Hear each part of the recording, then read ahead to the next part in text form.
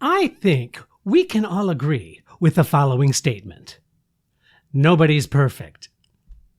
Now, as much as we like to think of ourselves in a positive light, there is no denying that we possess qualities that need improvement, be it anger, jealousy, greed, or lust. There is always something we think of as a flaw, or perhaps we think of it as a character defect, some part of us that we wish we could fix. Now, being self-aware is a good way to keep our less than admirable traits from taking over. Well, the same can be said for the characters you play when you are acting. We'll investigate finding the flaws on this episode of Casting Actors Cast. It's time for another episode of Casting Actors Cast, insights for actors from a casting director. Here he is, your host, Jeffrey Dreisbach.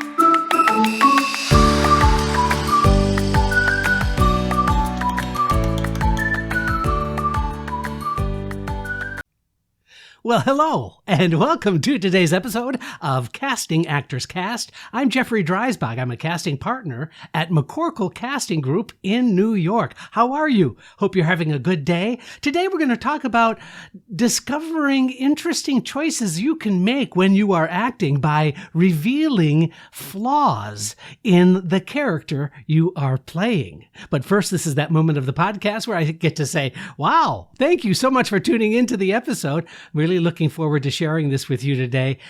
Listen, if you haven't checked out the website, I encourage you to do so. CastingActorsCast, all one word, .com.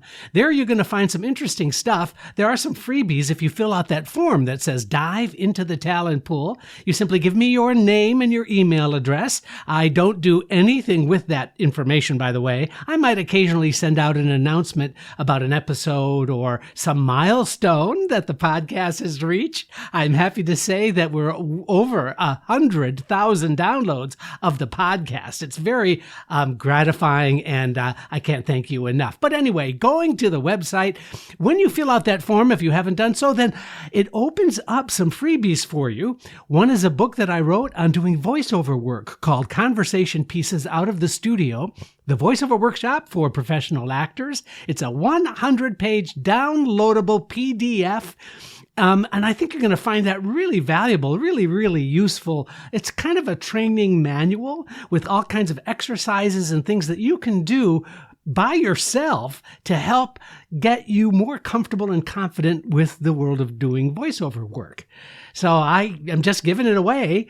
I wrote it a handful of years ago, and guess what? It still holds up. I promise you. It isn't like a dated piece of information. It's really quite useful, and I've heard from many people who really have enjoyed the publication. So you're welcome to have that. Oh, also, there is a video called Casting Secrets, What They Don't Tell You. Yeah, but guess what? I'm going to tell you in this 20-minute video. You won't find that information on any other of my podcasts or my podios, podcast videos, but it's an exclusive. It's just a 20-minute watch, but I think you're going to find it really, really helpful. It's sort of a private conversation that I have. So you can check that out. And finally, if you haven't done so already, please give me a like. Please share the podcast. But most importantly, I could use your help. I would love to get a positive review on iTunes. I've gotten many, but you have to sort of keep up with that. And if you are getting something out of these podcasts, won't you just take a moment and give me a review, give me a like, give me a thumbs up. It's not that I'm desperate, but you know what? It really does keep me motivated to providing the information I provide. So thank you so much for letting me get all that out of the way. Finally, I just wanted to say hello to my good friends at Actors Connection, actorsconnection.com/New York. All right, let's jump into the subject today. Listen, every character that you play as an actor has what I call, and I think what acting teachers call, a fatal flaw. In other words, it's the question, what is the character's fatal flaw? And that really is defined as something that is detrimental or challenging for the character. It could be something mental, if physical, emotional, it really doesn't make a difference. It's just a choice or a decision that you would make. So whether you are getting prepared for an audition, or you're in rehearsal, or maybe there's a class, knowing where your character's weakness lies is a really fantastic way to add depth and nuance to your work. Now, it's true that many times actors do not spend enough time working on this important aspect of the work. And so we're going to take a look at that. And we're going to go into some depth here today. And so let's get started. Here are some reasons for finding the flaws of character defects for the character. First of all, it provides added obstacles for the character you are playing. When you have an additional flaw, an additional issue that is challenging for your character, it really does make the character look and feel much more interesting. Second, it removes the literal choices I see actors make all the time in their audition. It's one thing to just simply literally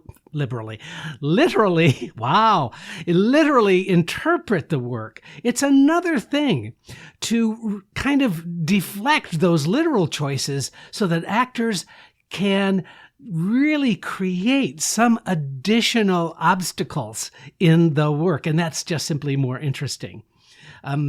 Going for the literal default in any scene is sort of what most actors do. I'm challenging you to think in terms of what is that flaw? What is that hurdle that I have to overcome?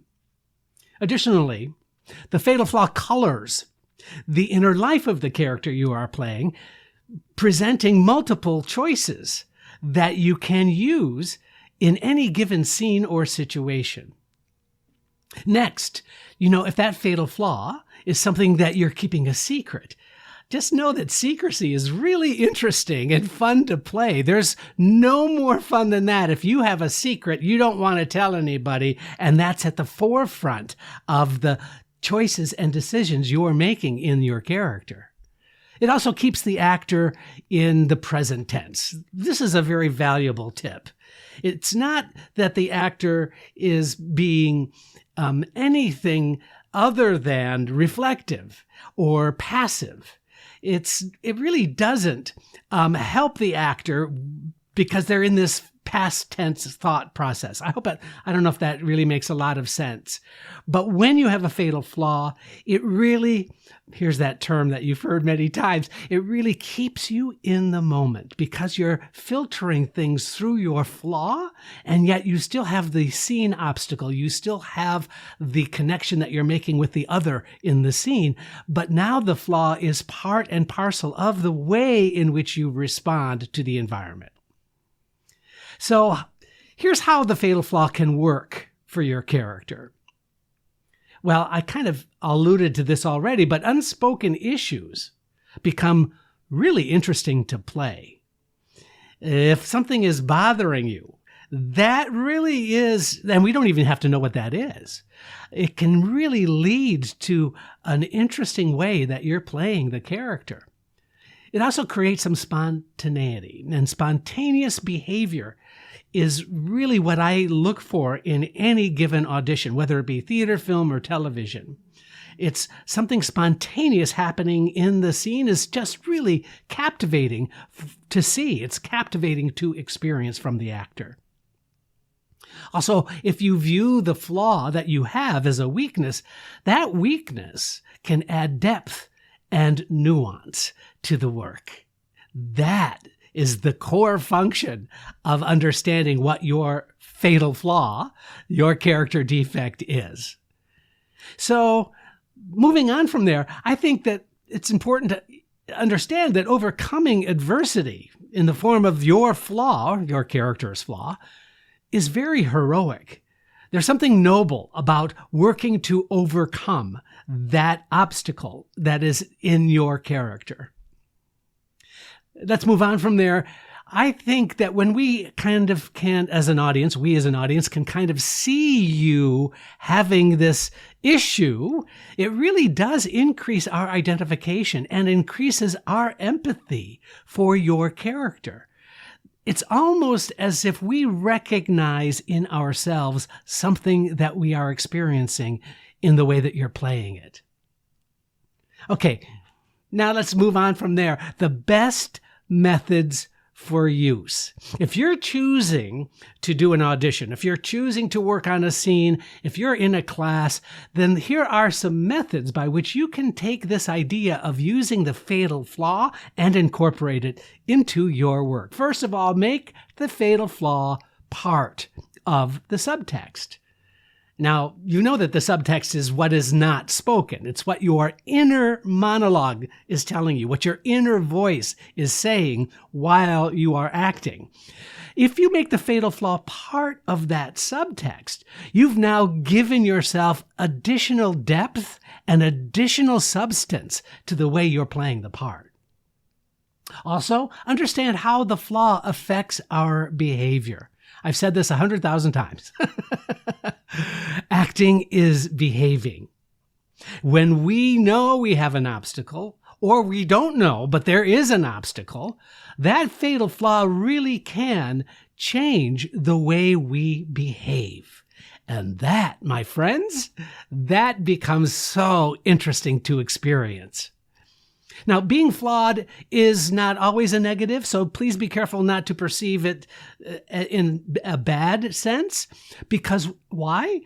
Because even though it might be considered a flaw and therefore it might feel negative, it can lead to better choices.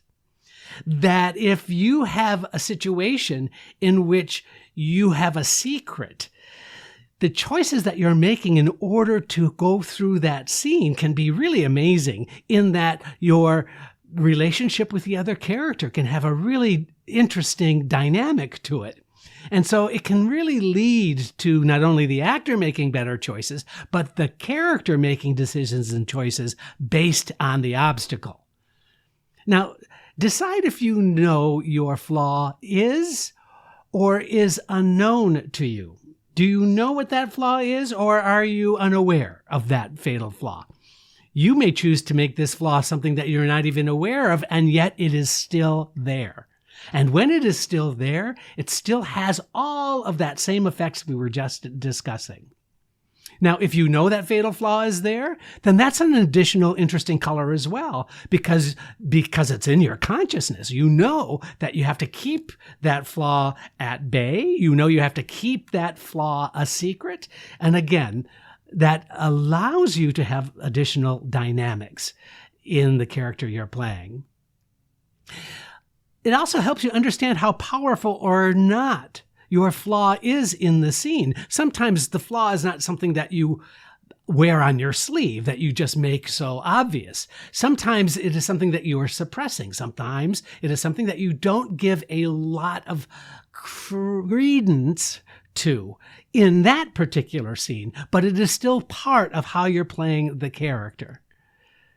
The point that I'm trying to make here, and I'm not sure that this is kind of making the most sense. You know, it's one of those things where I know what I mean in my head, and just trying to explain it is sometimes perhaps not as clear. I'm not trying to apologize. I'm just trying to say you might want to listen to this a couple of times, and just so that you can really key in to the point that I'm making. When you filter the flaw into your acting, it really becomes an excellent tool for making really cool, interesting, and unique discoveries, because your unique choices are really valuable in any scene. It makes that scene yours. There's a sense of ownership that you have when that flaw is part of the objective that you're getting to display in your work. So I'd like to wrap this up. Having a character flaw, in my opinion, should be thought of as simply another ingredient that you're putting into the creative recipe when you are growing and developing a character. So identifying what that flaw is, does that flaw make sense for your character? We don't even have to know what the flaw is. It colors the action in the scene. It colors the choices in the character. And that, like I said earlier, that creates depth. And it's the layers that make excellent acting. It's the layers that you try to suppress but can't that creates a really interesting dynamic in any given scene. So simply don't hesitate. Really think of the flaws your character might possess and tell yourself, you know what? I'm going to find the flaws so that I have something to overcome. Right? Wow, I know that's a lot. Sometimes I'm saying these things, and like I said, I'm not sure it's making a lot of sense, but I think it kind of does make sense. Please let me know. My email address, castingactorscast@gmail.com. If you have any questions, perhaps you want to continue this dialogue, trying to figure out what that fatal flaw is for your character. That could be an interesting podcast video as well. So please send me an email. You can also find me through the website by filling out that form that says dive into the talent pool. I hope you have a great day. Hey, listen, I'm really excited and really looking forward to next week because we're going to be talking about what happens at an agent interview. That'll be coming up in our next episode, so please stay tuned with that. And with that, I will say thank you so much for tuning in. I'm Jeffrey Dreisbach. You've been watching Casting Actors Cast. Thank you for joining Casting Actors Cast. I'm Megan Grace Martinez.